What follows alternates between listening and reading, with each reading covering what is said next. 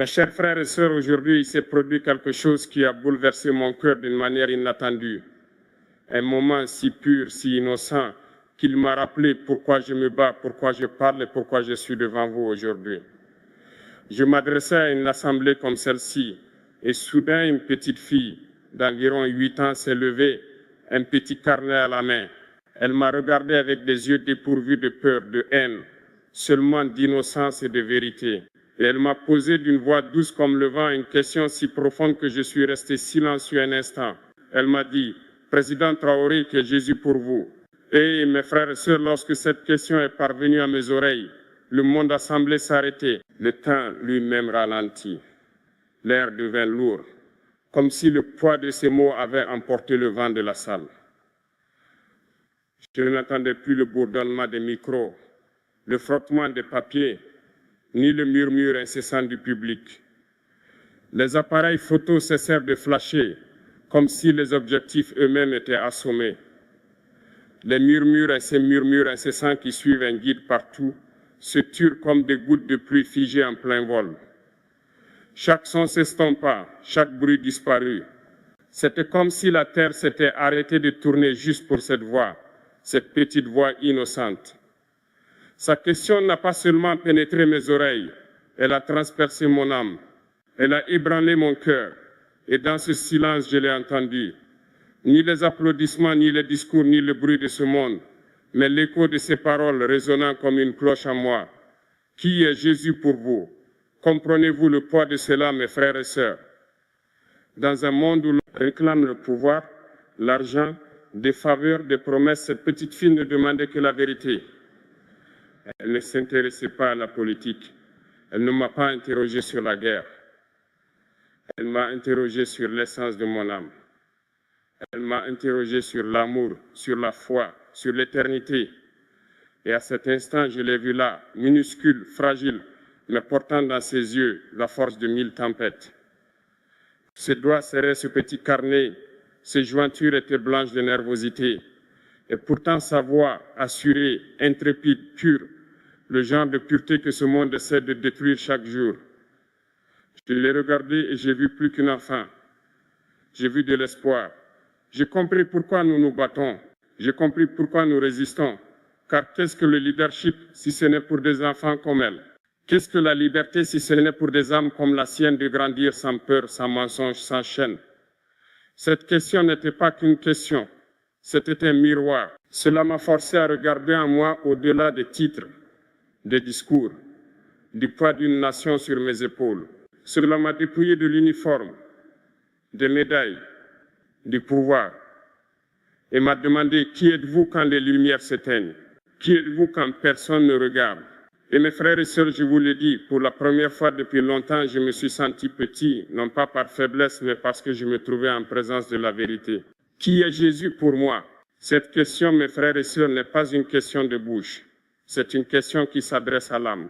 La réponse ne vient ni de l'intellect, ni du débat, ni de la politique. Elle vient du cœur et des cicatrices qu'il porte. Qui est Jésus pour un homme qui a vu la guerre et la paix? Pour un homme qui a vu des villages réduits en cendres, des enfants pleurer là où il aurait dû y avoir des rires, des mères creuser des tombes pour leurs fils qui n'atteindront jamais l'âge adulte. Qui est Jésus pour un homme qui a vu couler des fleuves de sang, non pas à cause de la fureur de la nature, mais à cause de la cupidité humaine?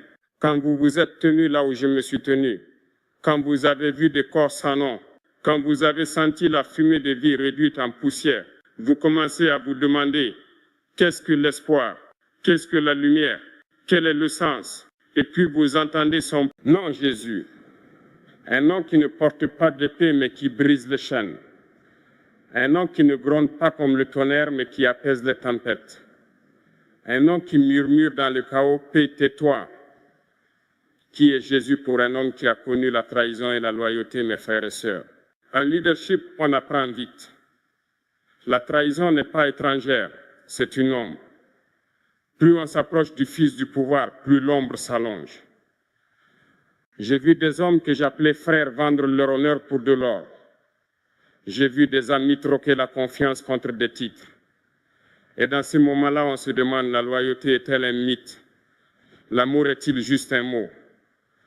Mais je me souviens alors de Jésus, comment il en a choisi 12, comment il a marché avec eux, les a enseignés, les a aimés, et pourtant l'un d'eux l'a embrassé pour de l'argent. L'autre l'a rogné 3 fois avant que le coq ne chante. Et pourtant Jésus ne les a pas maudits. Il n'a pas levé d'armée pour les détruire. Il a pardonné. Il leur a lavé les pieds avant qu'ils ne le trahissent. Comprenez-vous ce que c'est que cet amour? Qui d'entre nous peut aimer ainsi? Moi non. Mais Jésus lui l'a fait. Alors qui est Jésus pour moi? Il est la preuve que l'amour est plus fort que la trahison. Il est la preuve que la miséricorde est plus forte que le jugement. Il est la preuve que même lorsque les hommes vous trahissent, Dieu ne vous trahit pas. Que représente Jésus pour un homme qui a connu la mort et la vie? J'ai tenu la main d'hommes au moment où leur dernier souffle quittait leur corps. J'ai enterré des soldats morts en croyant avoir combattu pour un avenir meilleur. Je me suis tenu devant des tombes si fraîches que la terre saignait encore.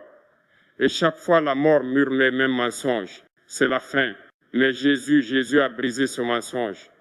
Jésus se tenait devant un tombeau et dit, « Lazare sort ». Jésus lui-même a goûté la mort et s'est brisé les dents. Et cela, mes frères et sœurs, n'est pas qu'une histoire. C'est une promesse.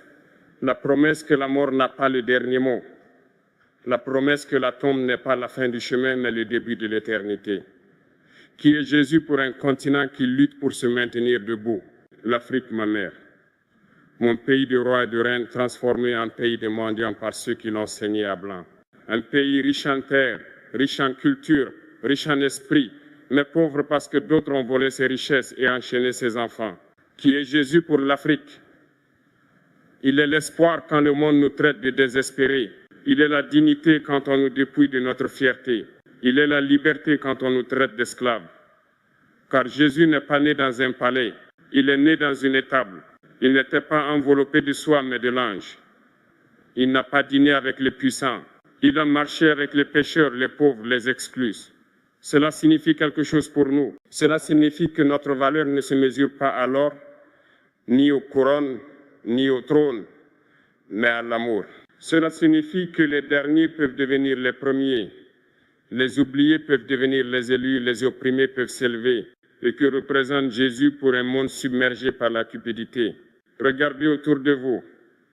Les nations ne combattent pas pour la paix, mais pour le profit. Les entreprises se nourrissent de la faim comme des vautours de cadavres. Elles détruisent les forêts pour s'enrichir. Ils empoisonnent les rivières pour le profit. Ils échangent des vies humaines comme des marchandises sur un marché. Ce monde vénère l'argent comme s'il était Dieu. Et pourtant, Jésus a dit, « À quoi sert à un homme de gagner le monde entier s'il perd son âme ?» Mes frères et sœurs, nous avons gagné la technologie, mais perdu l'humanité. Nous avons gagné le luxe, mais perdu la simplicité. Nous avons gagné les armes, mais perdu la paix. Et dans ce désert de cupidité, Jésus est l'oasis. Jésus est la voix qui dit, « La vie vaut plus que ce que tu possèdes. Heureux les pauvres en esprit. Heureux les miséricordieux. Heureux les artisans de paix. » Ces paroles tranchent le bruit comme une épée de vérité et que représente Jésus pour une humanité en quête d'espoir. Il n'est pas seulement l'espoir, il en est la source. Car l'espoir fondé sur les hommes est voué à l'échec. L'espoir fondé sur les systèmes s'effondrera.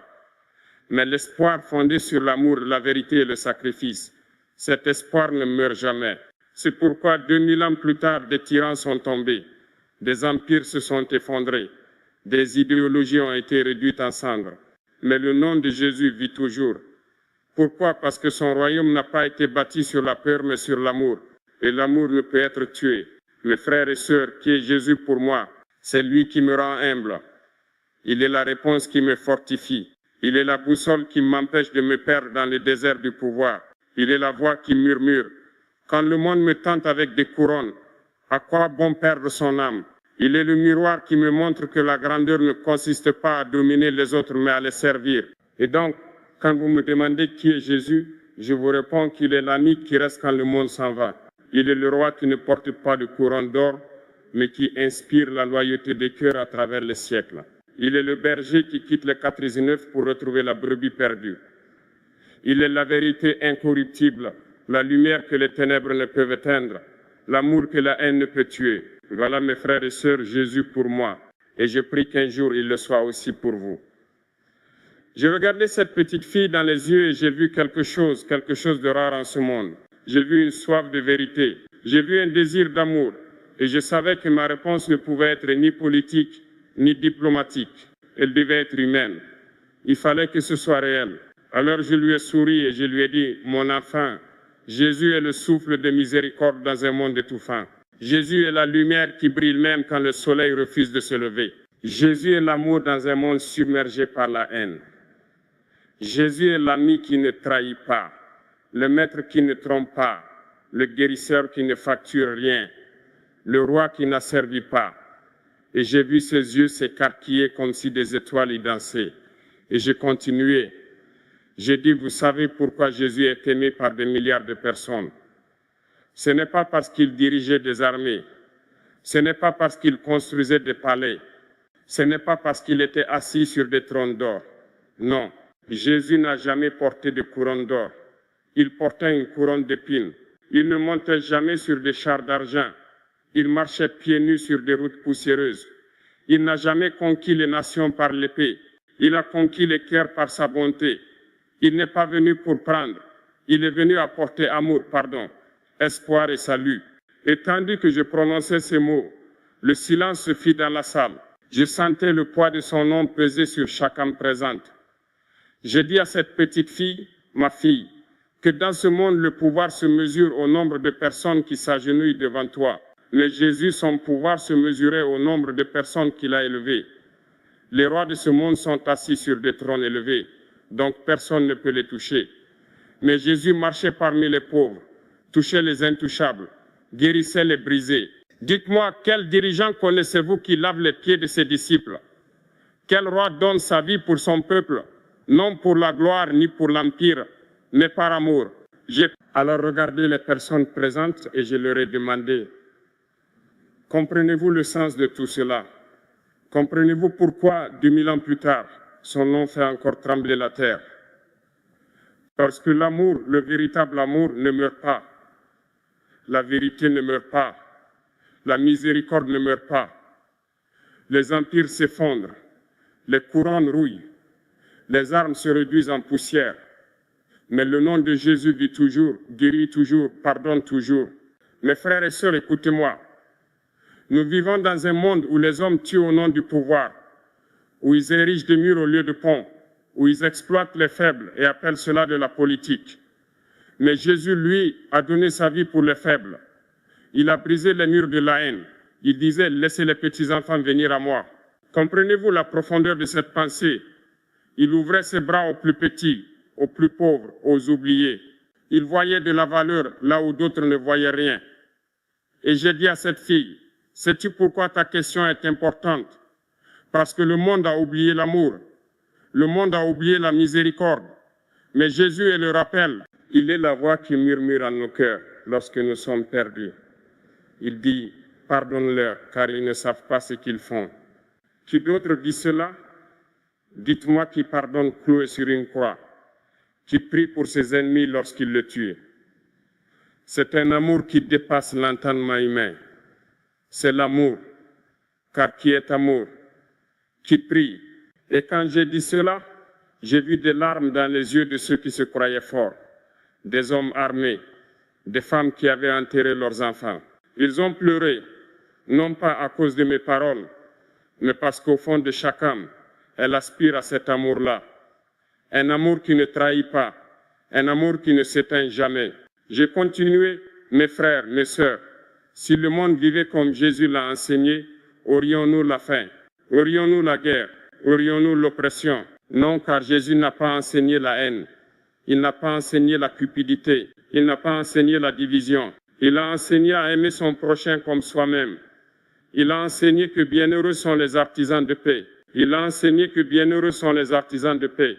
Si les dirigeants comprenaient cela, nous ne verrions pas les nations brûler.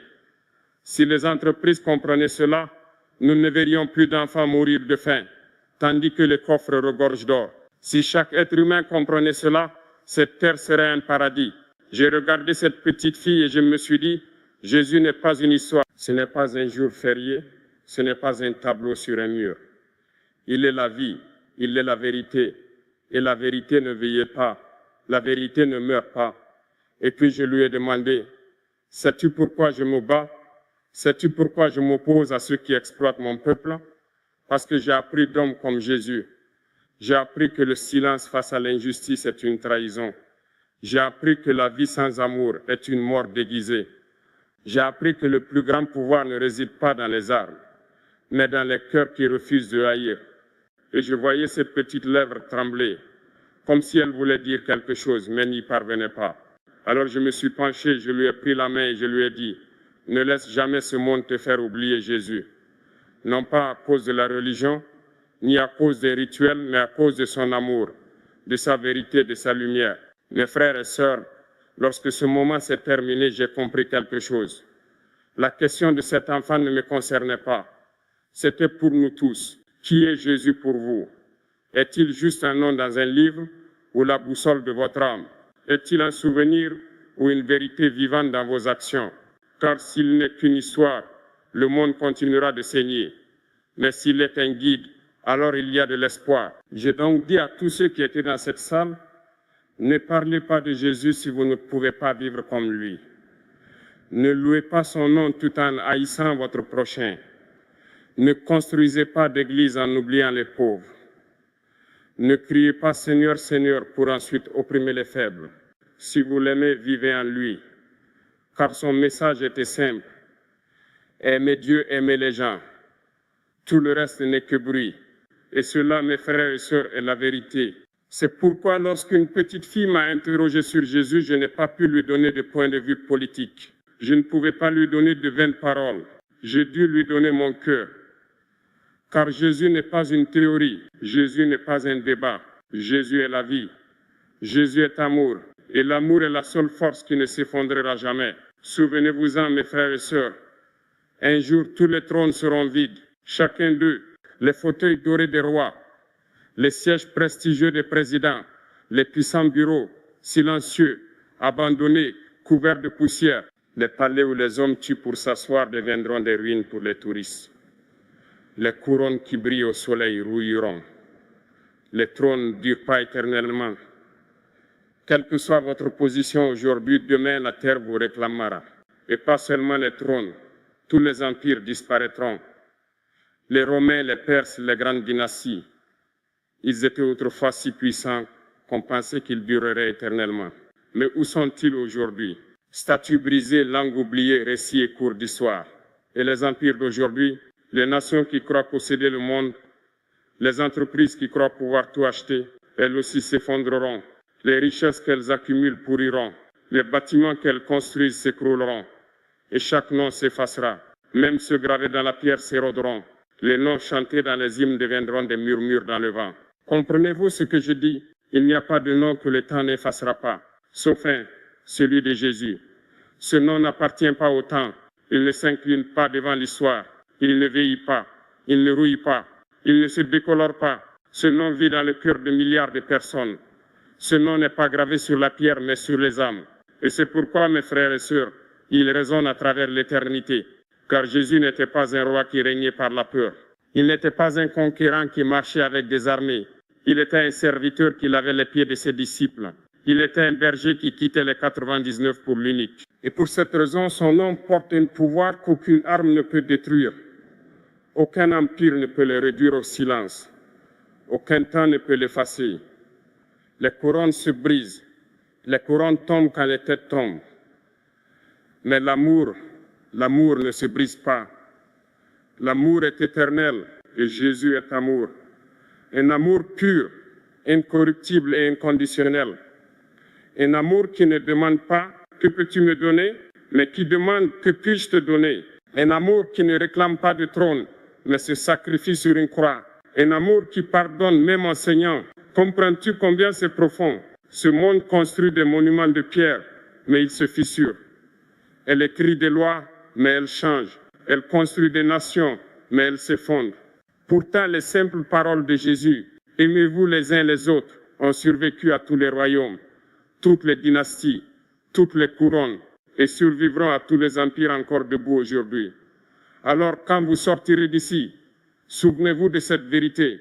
Ne courez pas après les couronnes, n'adorez pas les empires. Ne vendez pas votre âme pour un nom gravé dans le sable, car le sable sera emporté par le vent. La mer l'emportera, la terre l'engloutit.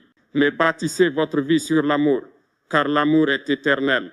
Et ce faisant, vous trouverez Jésus, car Jésus et l'amour ne font qu'un. Un jour, la terre sera silencieuse. Les voix des rois, les fanfaronnades des tyrans, les slogans des politiciens, tout cela aura disparu, mais une voix résonnera encore dans le cœur des hommes. Venez à moi, vous tous qui êtes fatigués et chargés, et je vous donnerai du repos. Cette voix ne s'éteindra jamais. Voilà pourquoi, mes frères et sœurs, nous sommes debout. Voilà pourquoi nous luttons pour la justice, non pas par soif de pouvoir, mais parce que nous croyons en l'amour. Et l'amour, le véritable amour, ne peut pas perdre, il ne peut pas mourir, il ne peut se briser, car les couronnes se brisent, les empires se brisent, les noms se brisent, mais l'amour ne se brise pas. Et Jésus est amour. Alors, mes frères et sœurs, vivons ainsi, luttons pour une telle justice, luttons pour une telle justice. Élevons nos enfants ainsi, car si le monde comprend un jour ce que Jésus a véritablement défendu, alors les guerres cesseront, la haine s'éteindra et l'humanité sera enfin libre.